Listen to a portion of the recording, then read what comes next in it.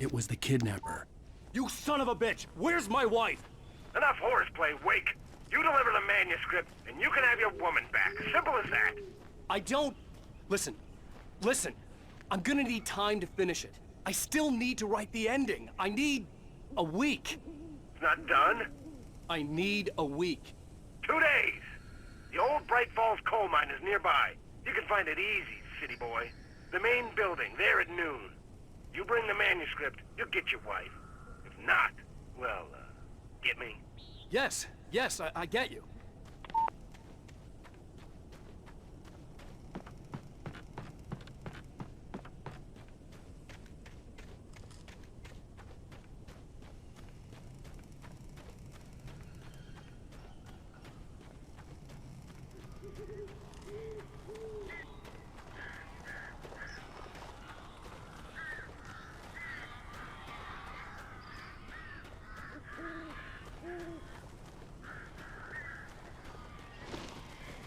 Barry had talked about birds over the phone.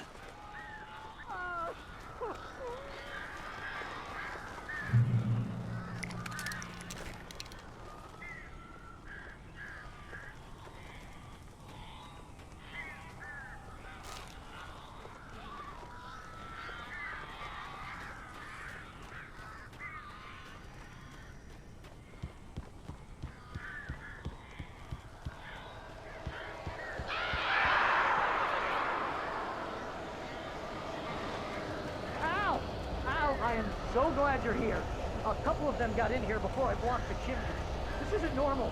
These birds are weird.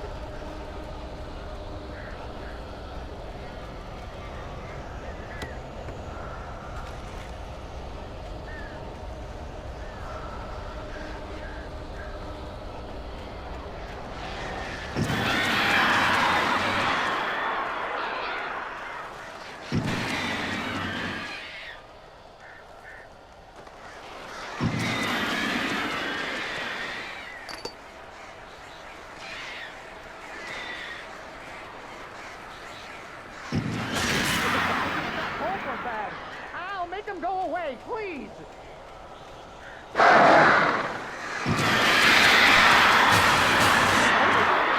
goddamn horrible situation is that I'm not allergic to birds. Achoo! Oh, crap.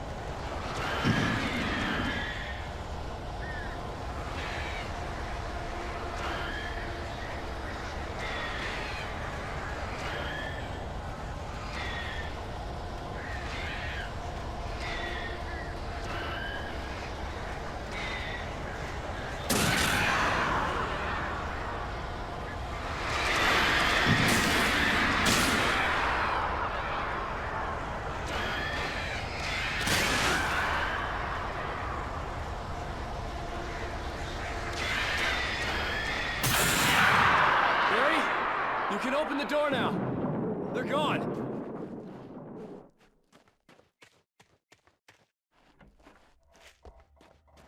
Hey, Al. I'm sorry for thinking you were having a psychotic episode, man. I sent Barry to the town to ask around about a man fitting the kidnapper's description. He'd go through the archives of the local paper. Perhaps he could learn something. Anything about the island and the cabin that had disappeared. The man wanted a manuscript. I had to try to write him one to get Alice back.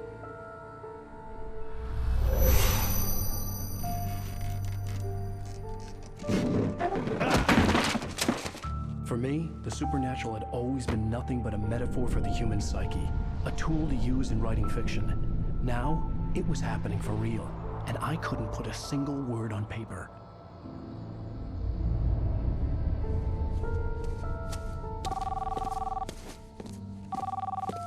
Barry Wheeler speaking. This is Rose. Rose? I found Mr. Wake's pages. Oh, you sweet, brilliant girl. Could you and Mr. Wake come get them? I live in the trailer park outside the town. We'll be there in less than an hour. Bye now. See you soon. Have a great day. Hope you come back soon. Welcome to the Oh Dear Diner. Good girl.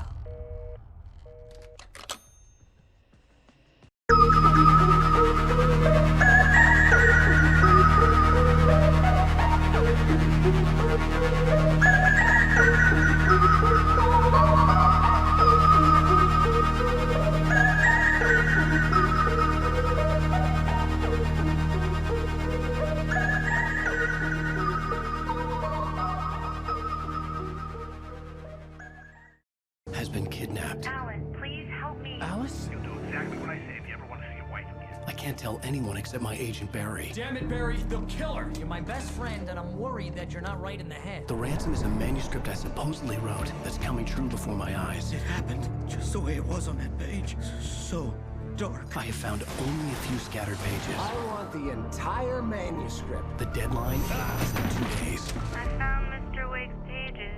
Good girl. How the hell did she get her hands on the manuscript anyway? I don't know. She's resourceful. I told you you were too hard on her. Listen, I found out all sorts of interesting stuff while I was digging around. Yeah. Mr. Wake, it's Sheriff Breaker. We have an FBI agent here, Agent Nightingale. FBI? He's anxious to see you. You'd better come to the station. Okay, I'll be right over, Sheriff. Let's make this quick, huh?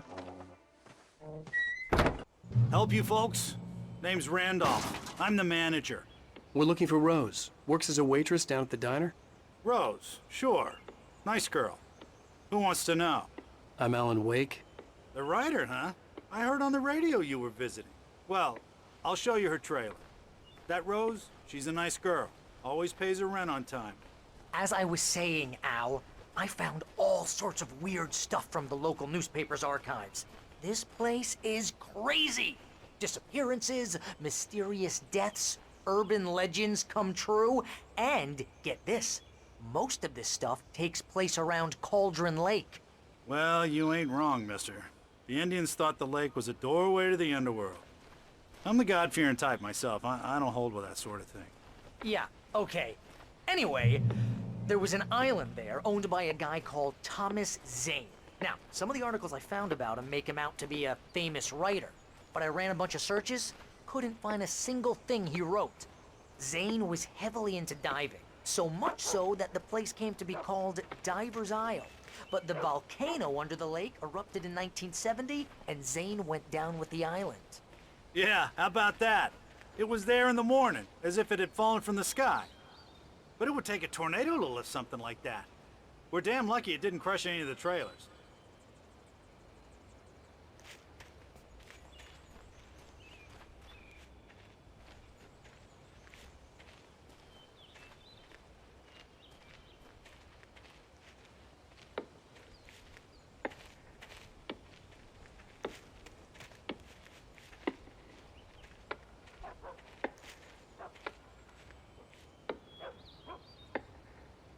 It gets better.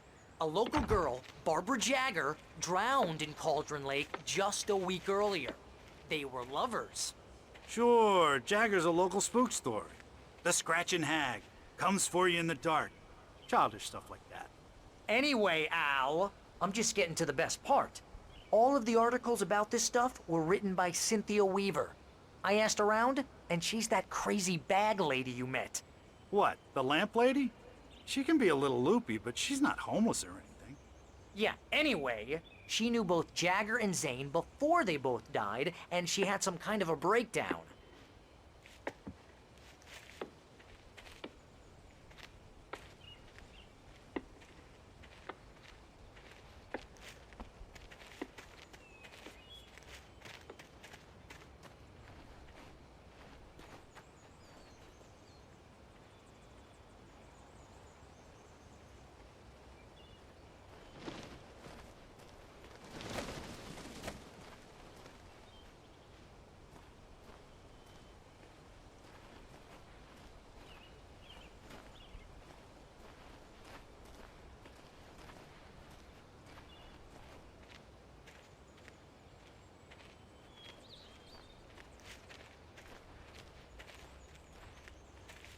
Well, mister, this here's Rose's trailer. You mind me asking what you want with her? We're just here to talk to her, pal.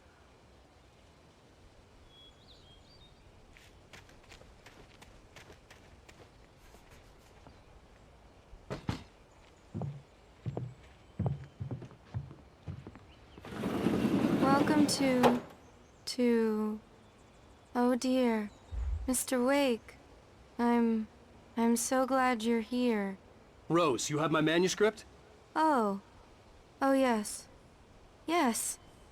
Please, come in. Hey, this is really good. Rose, Yes, my manuscript. I really need it. I understand. I know what you need. A muse to inspire you. Oh, for Barry? She doesn't have anything. Yeah, hey, Al, what's... Oh... Barry! What? What?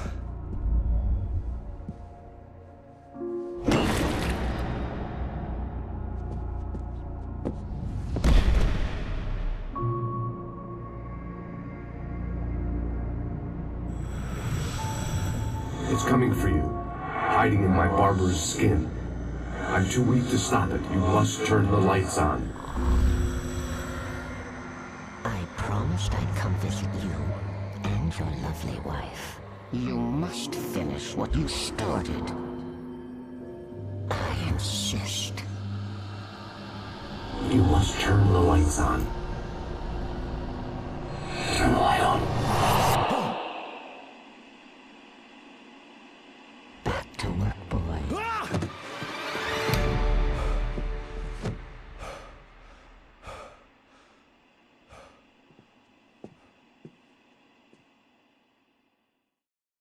I felt nauseous, hungover. Only anger kept me going. I can't tell reality from dream anymore, but it seems I have an imaginary editor to help me. She's an old woman in a funeral dress. I call her Barbara Jagger. She's very strict. I'm writing faster and faster. My manuscript is being heavily revised. The edits are getting very aggressive, and each day there's less of me and more of her. I hate it, but I know she's right. She promises me I can save Alice this way. She knows more of this than I do. About the complex incantation I'm attempting. About this place. She's worked with another writer under similar circumstances, Thomas Zane. The genre of the story seems to be shifting. It's turning into a horror story. I'm getting close. I can feel it.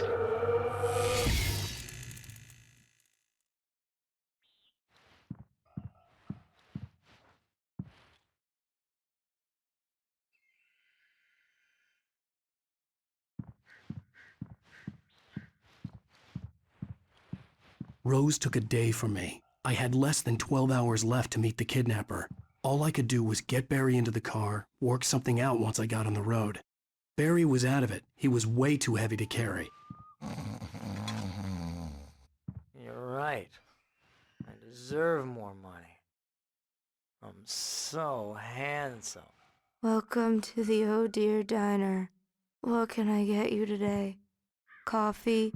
I couldn't work up much hate for Rose. Something had used her to get to me and left its mark. First refill is free. Milk and sugar on the counter there. Would you like to hear today's specials? Thank you. A nice day. Come back soon. My gun and flashlight were gone. I'd have to find a way to get Barry into the car as quickly as possible. There was no time to waste.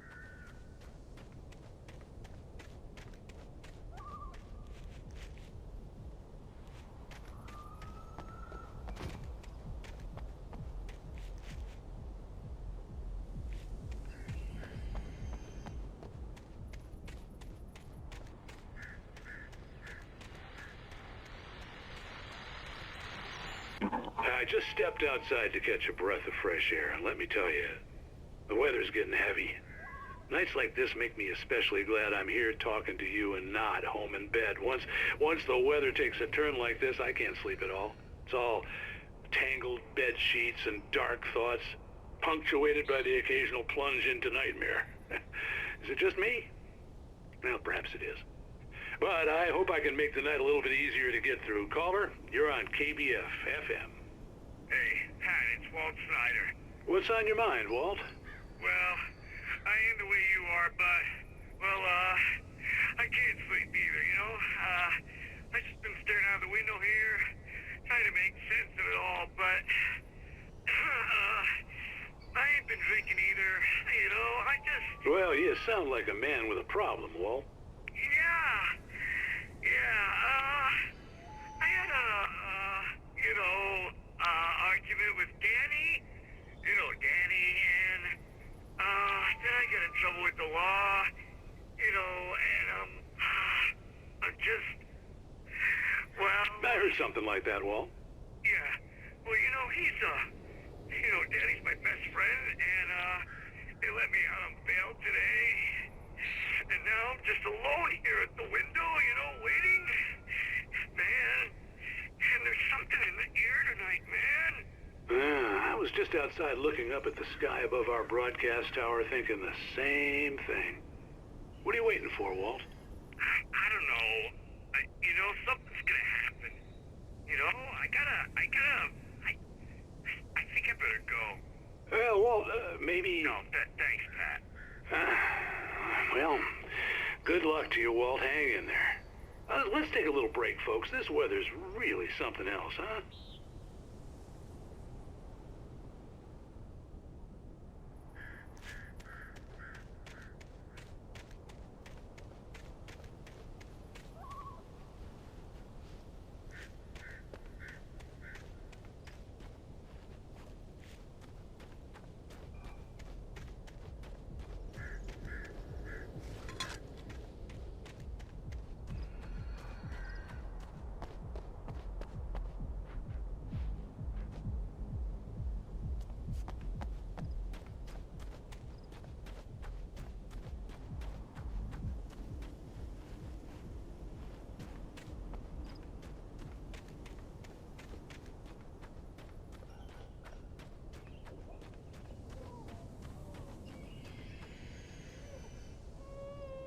Oh, you're gonna get it now.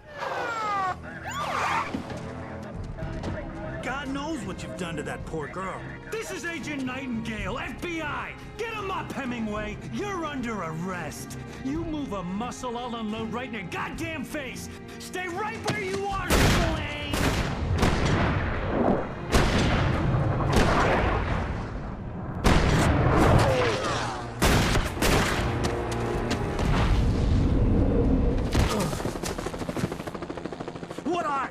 I'm standing right here, you goddamn maniac!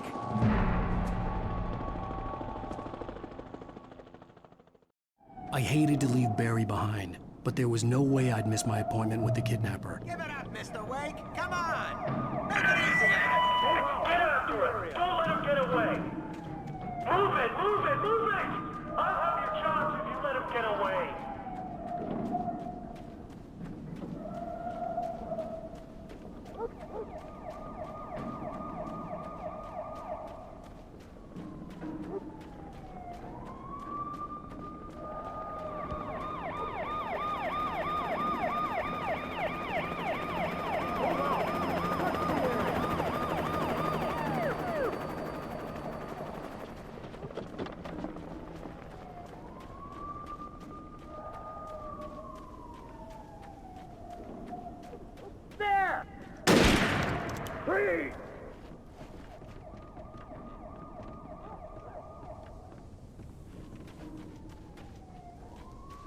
Okay, men, keep your eyes peeled. He's gonna try to make it through here.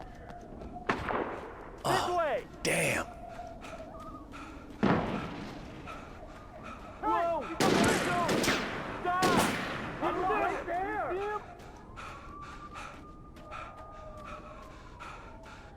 God damn it! Where did he go? He slipped away. Keep an eye out.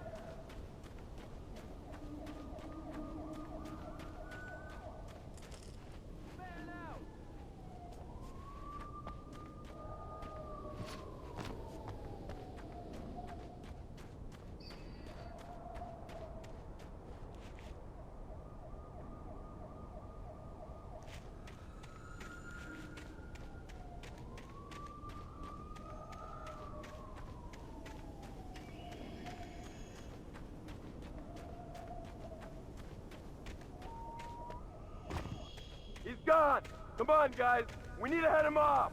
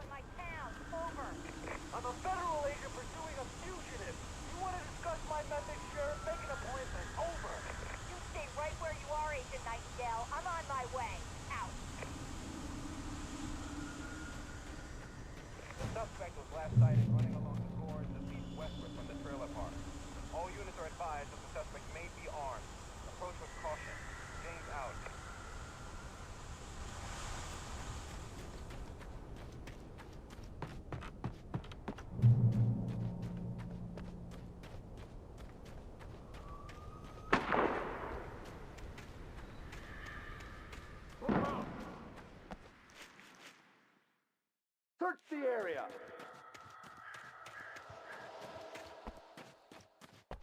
Stay sharp! This way! Over here!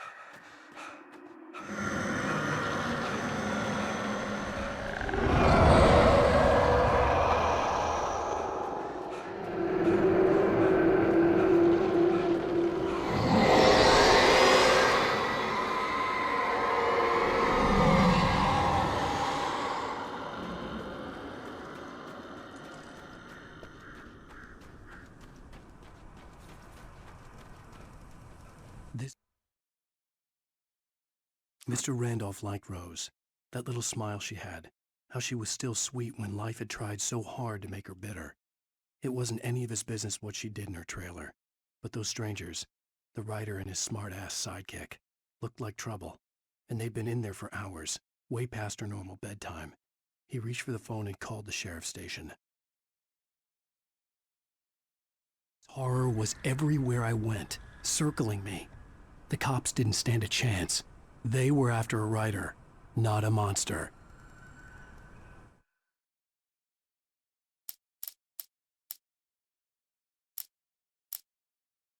For decades, the darkness that wore Barbara Jagger's skin slept fitfully in the dark place that was its home and prison. It was hungry and in pain. It dreamed of its nights of glory when the poet's writing had called it from the depths and given it a brief, terrible taste of power and freedom. The rock stars had stirred it from the deep sleep the poet had sunk it back to in the end. When it sensed the writer on the ferry, it opened its eyes.